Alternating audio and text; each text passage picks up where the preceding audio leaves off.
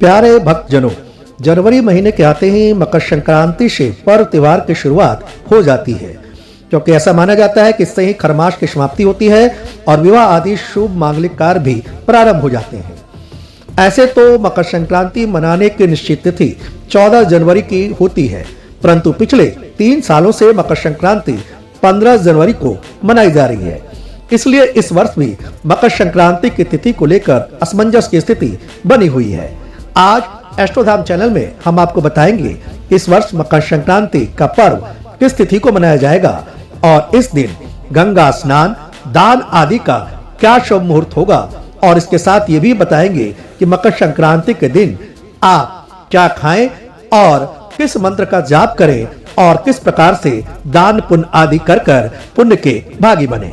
लेकिन इसके लिए सबसे पहले आप हमारे चैनल एस्ट्रोधाम को सब्सक्राइब जरूर कर लें यदि नहीं किया है तो, और हाँ, इस वीडियो को अंत तक जरूर देखें।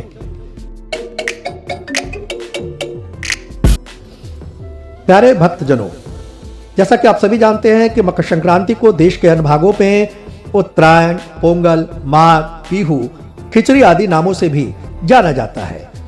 हिंदू धर्म में मकर संक्रांति के दिन पवित्र नदियों में स्नान करने से पाप के नाश और पुण्यकारी फलों की प्राप्ति की मान्यता है। इसके अलावा यह भी माना जाता है कि गरीब और जरूरतमंदों को दान देने से इस दिन धन धान में बढ़ोतरी जरूर होती है। लेकिन हर साल की तरह इस वर्ष भी मकर संक्रांति की तिथि को लेकर असमंजस की स्थिति बनी हुई है, क्योंकि पिछले 3 सालों से मकर संक्रांति 15 जनवरी को मनाई जा रही थी। जैसा कि आप सभी जानते हैं, मकर संक्रांति के दिन सूर्य धनु राशि से निकलकर मकर राशि में गोचर यानी प्रवेश करता है। तो आपको बता दें कि इस वर्ष 14 जनवरी को सुबह 8:55 पर सूर्य मकर राशि में संचार करेगा। ऐसे में इस वर्ष मकर संक्रांति 14 जनवरी को ही मनाई जाएगी। अब आपको बता दें कि इस दिन सूर्योदय से लेकर सूर्यास्त तक स्नान, दान आदि का शुभ मुहूर्त रहेगा, लेकिन हम आपको कुछ विशेष मुहूर्त बताते हैं।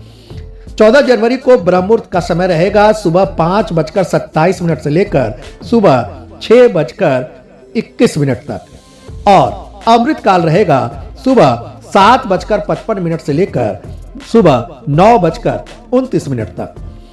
और आपको बता दें कि स्नान दान का शुभ मुहूर्त है सुबह 8:55 से लेकर दोपहर 12:51 तक। ये पुण्य काल कहलाएगा। और अगर आप 8:55 से 9:29 सुबह में स्नान करते हैं तो अति उत्तम होगा, क्योंकि यह समय महापुण्य काल कहलाएगा। और ऐसा आप सभी जानते हैं कि इस वर्ष महाकुंभ का मेला प्रयागराज में लग रहा है और ये अत्यंत शुभ है। इसलिए इस दिन गंगा या अन्य पवित्र नदियों के स्नान करने से अत्यंत पुण्य फल की प्राप्ति होगी, क्योंकि 144 वर्ष के बाद ही ऐसा संयोग आ रहा है। तो आपको बता दें कि अब अगर आप प्रयागराज में स्नान कर सकते हैं तो अत्यंत शुभ फलदायी है, या अन्य किसी पवित्र नदियों में स्नान करें। यदि नहीं कर पाते हैं तो घर में ही आप कई पवित्र नदियों के जल को स्नान के जल में मिलाकर आप स्नान कर सकते हैं। और स्नान करते समय आप निम्नलिखित 3 मंत्रों का जाप कर सकते हैं, जिससे आपको गंगा नहाने के स्थान जैसा ही पुण्य प्राप्त होगा। ये 3 मंत्र हैं। पहला है गंगे चौ यमुने चैव गोदावरी सरस्वती नर्मदे सिंधु कावेरी जले अस्मिन् सानिध्यम कुरु। दूसरा मंत्र है गंगा पापम शशि तापम दैत्यम कल्प तरुस्तता पापम तापम चौ दैन्यम चौ हंति सज्जन संगम। तीसरा मंत्र है नमामि गंगे तव पाद पंकजम सुरा असुर वंदित दिव्य रूपम भुक्ति चौ मुक्ति चौ ददासी नित्यम भावानुसारेण सदा नराणाम। आप इन 3 मंत्रों का से स्नान करते समय जाप अवश्य करें। स्नान करने के पश्चात आप भगवान सूर्य देव को जल अर्पित करें। सूर्य देव को जल अर्पित करते समय निम्नलिखित 3-4 मंत्रों का आप जाप कर सकते हैं। पहला मंत्र है ओम ह्लीं सूर्याय नमः। दूसरा मंत्र है ओम सूर्याय आदित्याय श्री महादेवाय नमः। तीसरा आप आदित्य हृदयंगमम स्तोत्र का पाठ कर सकते हैं।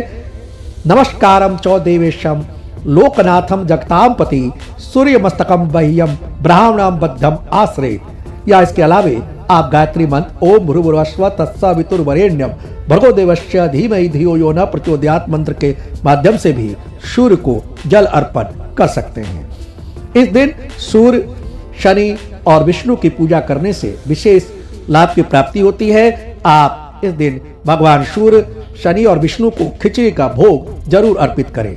ऐसे भी इस दिन तिल, गुड़, चूड़ा, दही खाना अत्यंत उत्तम माना जाता है। कुछ लोग मूंगफली, रेवड़ी और गुड़ का भी सेवन करते हैं। तो आपको बता दें कि इस दिन आप यदि दान करना चाहते हैं तो गरीबों और जरूरतमंदों को पुराने कपड़े, अनाज, तिल, गुड़, चूड़वा, रेवड़ी, मूंगफली आदि का दान करें। इससे आपके पाप कर्म में नाश होगा और पुण्य फल की वृद्धि होगी और घर में धन धान आदि भरा रहेगा। हम एस्ट्रोधाम में आपको अगले वीडियो में बताएंगे कि आखिरकार मकर संक्रांति के दिन आपको क्या नहीं करना चाहिए जिससे आप अन्न बाधाओं से बचे रहेंगे। तो देखते रहिए हमारा चैनल एस्ट्रोधाम। नमस्कार, धन्यवाद।